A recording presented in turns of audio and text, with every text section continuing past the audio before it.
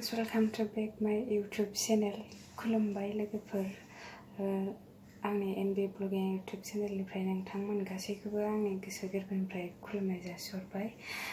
दिनै आं नोंथांमोननि सिगाङाव मोनसे भिडिअ लानानै फैदों।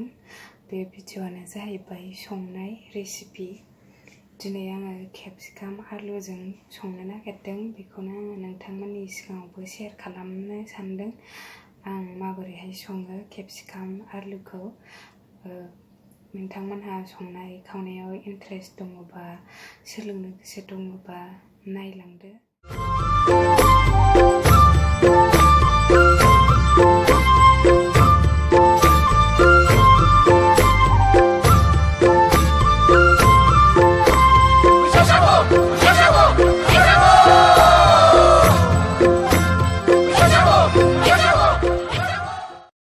केप्सिकामखौ आङो हाखांजोबनानै लाबाय। आङो दा आलु जिरनोसै।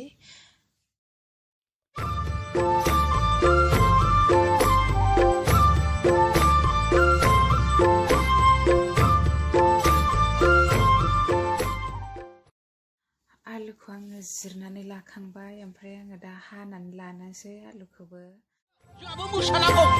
हेलो गां हाजोनि दै बाज्रुमनाय, नोंसोर सिख्लाफोरा जेरावबो आवनाय बायनाय। खामाय दामायावथ' जेबो गैखाथारा, आखल आखुआबो नोंसोरना हामखाथारला।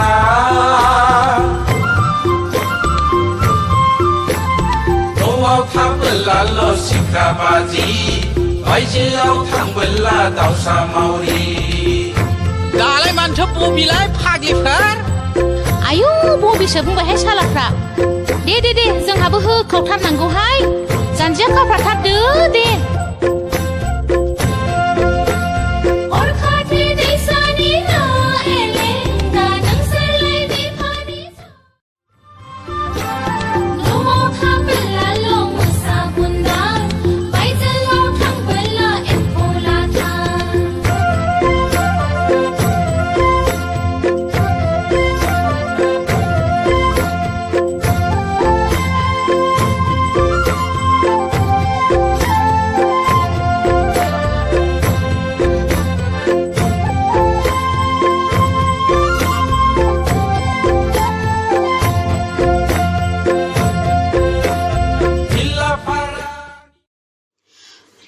लोगोफोर, आङो दा गासिखौबो हाखांजोब्बाय। मैगंफोरखौ, आलुखौबो, केप्सिकामखौबो आरो सामब्राम गोजाखौबो, आरो आङो सामब्राम गुफुर, हाइजें बेखौ आङो थौसियाव देगोन। नोंथांमोनहा नायलांबाय थादो।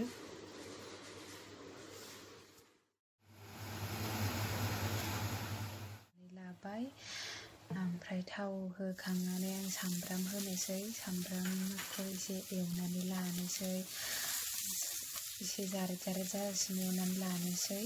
बेखौ खामहोनो नाङा लोगोफोर। ओमफ्राय आलु होनोसै। सामब्रामा एसे जारेद जारेद जाबायमोन, ओमफ्राय आङो आलु होबाय। ओमफ्राय आलुखौ एसे मोजाङै एवनोसै। ओमफ्राय संख्रि होनोसै लोगोफोर। ओमफ्राय संख्रिखौबो नोंथांमोननि हिसाब बायदि होनानै लादो। ओमफ्राय आङो आंनि हिसाब बायदि होबाय। हालदैबो होनोसै। हालदैखौबो आंनि हिसाब बायदि होनानै लाबाय।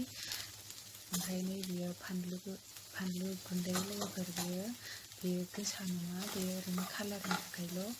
Red chilli powder, Kashmiri red chilli powder.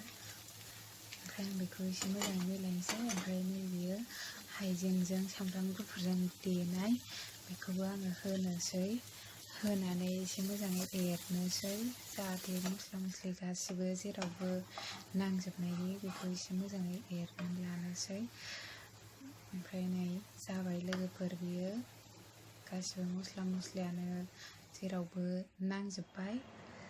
ओमफ्राय आङो गेसखौ बन्द' खालामसै। मोनबाय, बियो जाबाय। ओमफ्राय आं दा केप्सिकामाव सोनोसै। ओमफ्राय केप्सिकाम थुख्रा थुख्रा हानानै लानायाव सोनोसै। नोंथांमोनहा नायलांबाय थादो।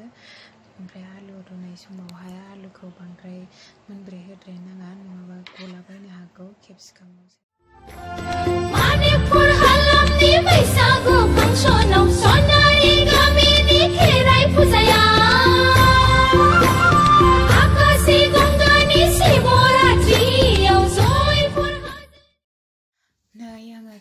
केपसिकामाव आलुखौ सोनानै लाजोब्बाय आङो बेखौ फ्राय खालामसै आङो बेनिखायनो आङो थावखौ होनानै लाबाय ओमफ्राय थाव दुंनाय लोगो लोगोनो आङो बे केपसिकामखौ होबाय ओमफ्राय बेखौ आङो फ्राय खालामनोसै आङो गासैखौबो होजोबनोसै बेयावहाय ओमफ्राय बेखौ गेजेर गेजेर बेबायदि बेलथायनानै होनांगौ लोगोफोर जाहाथे बियो फारफ्रामथिंजायबो मोजाङै मोनजोबो बांद्राय गोबाव सम लाया लोगोफोर बियो थाबैनो जायो नोंथांमोनहा संनानै जानाय आरो आलासिफोर फैनायावबो बियो स्पेसियेल जोबोर मोजां ना बेदर जायिफोरनि थाखाय ओमफ्राय नै बियो जाबाय लोगोफोर नै जोबोर मोजां जाबाय कालाराबो गोजा ना भाजा बायदि नुलायलायबाय नोंथांमोनहा मोजां मोनदोंबा लाइक खालामदो शेयार खालामदो आरो कमेन्टआव खिन्थाहर माबायदि मोनदों आरो चेनेलखौबो साबस्क्राइब खालामनानै लादो जाहाथे गोदान गोदान भिडिअ होयोबा नोंथांमोननियाव